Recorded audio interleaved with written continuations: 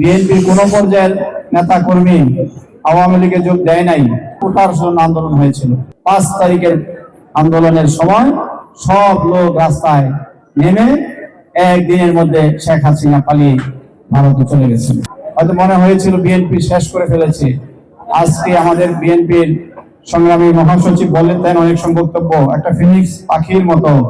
আজকে 5 তারিখের পূর্বে দেখেন আন্দোলন, ছাত্র জনতার আন্দোলনের যারা শহীদ হয়েছে, গুম হয়েছে, আগে বিএনপির আন্দোলনে, আওয়ামী লীগের সময় বিএনপির বিভিন্ন আন্দোলনে বিভিন্ন রাজনৈতিক দলের যারা শহীদ এবং গুম খুন হয়েছেন, আমি তাদের প্রতি শ্রদ্ধা রাখি, আজকে শ্রদ্ধা জানাই।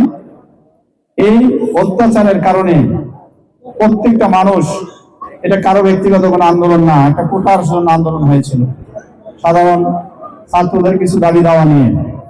যে কোটার আন্দোলন জনগণের আন্দোলনে যখন রূপ নিল, সেই আন্দোলনে সাধারণ জনগণ, রিক্সা যারা চালায় ভাই, ঠেলাগাড়ি চালক, সাধারণ দোকানদার, পথচারী, সকল সাধারণ মানুষ যারা সেই খালেদা জিয়ার বন্দী 5 বছরে যে বন্দী করে রাখা হয়েছিল, সেই নির্যাতন, মানুষের উপর যে নির্যাতন, বিভিন্ন রাজনৈতিক দলের উপর নির্যাতন, এই ক্ষোভ থেকে 5 তারিখের আন্দোলনের সময় সব লোক রাস্তায় নেমে একদিনের মধ্যে শেখ হাসিনা পালিয়ে ভারতে চলে গেছিল। বসুন্ধরা টিস্যু, অশুদ্ধতার বিরুদ্ধে এক বিন্দুও ছাড় নয়। এটা ইতিহাসে নজির। বাংলাদেশের মধ্যে দেশে একটি বড় রাজনৈতিক দলের এমপি, মন্ত্রী, পৌরসভার চেয়ারম্যান, সিটি কর্পোরেশনের মেয়র সহ সব পালাইছে নাই।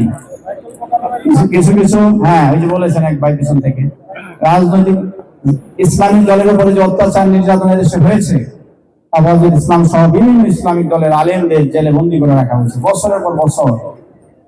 হেফাজতের শাপলা চত্বরের যে অত্যাচার নির্যাতন করা হয়েছে, আমাদের এই ঢাকা 18 বিভিন্ন ভাবে বিএনপির উপরে, বিভিন্ন দলের উপরে যেভাবে অত্যাচার নির্যাতন, জমি দখল, বিভিন্ন স্কুলের কমিটি দখল, সব জায়গায় একই চিত্র। আজকে আমরা আপনারা সকলে ঐক্যবদ্ধ থাকতে হবে। আগামী দিনে সেই কথাটি, যেটা আমি অন্যদিকে চলে গেলাম, সেই অত্যাচার নির্যাতনের কারণেই কিন্তু একটি গণবিস্ফোরণ বাংলাদেশে হয়েছে। এখন আমাদের কথায় কথায় এই সরকার হলো সকলকে মিলেই একটি সরকার গঠিত হয়েছে। এখন আমাদের সকলের দায়িত্ব রয়েছে বাংলাদেশের রাজনৈতিক পরিস্থিতি স্থিতিশীল রাখা।